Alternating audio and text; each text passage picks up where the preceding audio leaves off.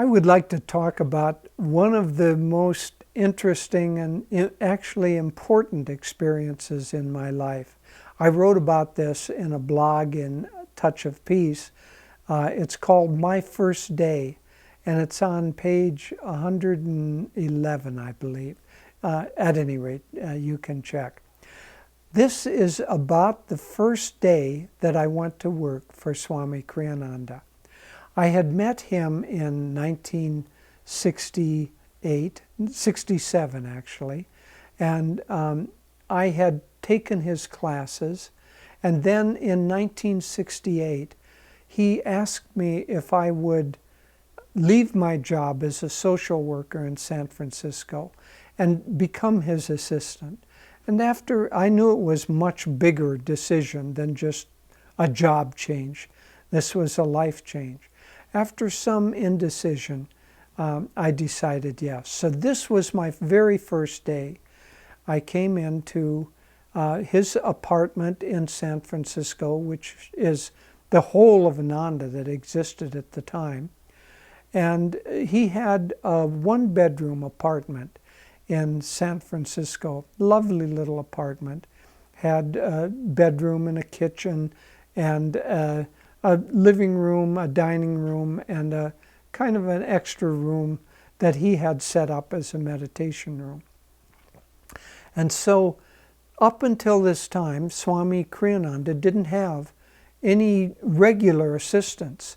So he had a series of volunteers. And when I came to work that first day, there was one of the volunteers that had been helping him was there working on a project. Swami Kriyananda was there. And there was also a friend of his, a very advanced disciple of Yogananda's, a direct disciple of Yogananda, who was visiting him, a man named Ananda. And in order not to be in our way, the two of them went into the kitchen to have some tea and just chat together. So I began working with this assistant, a woman, who had been helping Swami on a volunteer basis. Obviously, she was very threatened by my being there, because I said, well, what project are we trying to work on today? None of your business. Well, I said, well, how can I work on a project with you without even knowing what it is? Well, all right, we're getting a mailing out.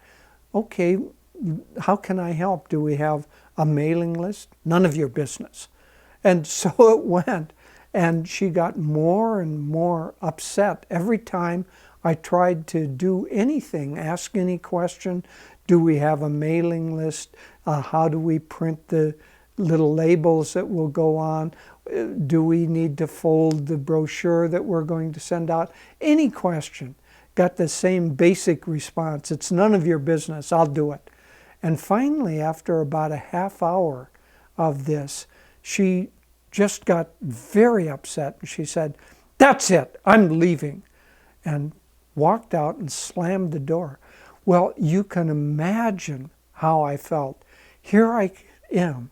I come to Swami Kriyananda's to be his assistant, and the very first day I am such a nuisance that his only existing volunteer helper leaves, and I was just chagrined.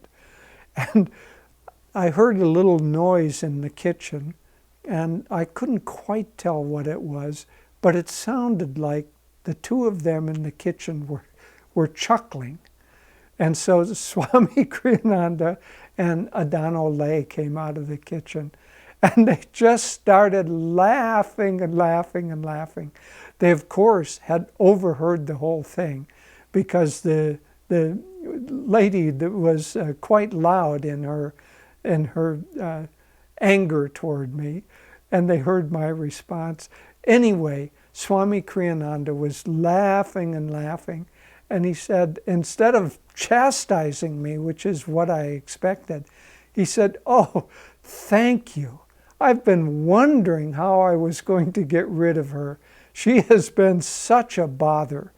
And So it was that whole incident passed in a very unexpected way. But there was a bigger lesson in that for me. Partly it was Swami Kriyananda's love and acceptance, but I didn't see this at the time. Often we don't in life's experiences.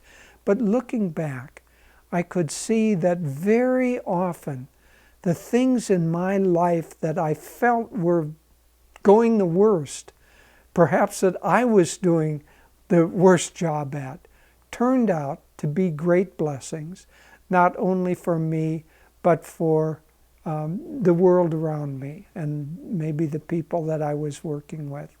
So the lesson to take away is do your best, relax, and wait until the universe has a good chuckle over either your good behavior that helps or even your bad behavior that doesn't. Divine Mother loves us. Swami Kriyananda loved us. And they had a good chuckle over almost everything because they were filled with joy. God bless you.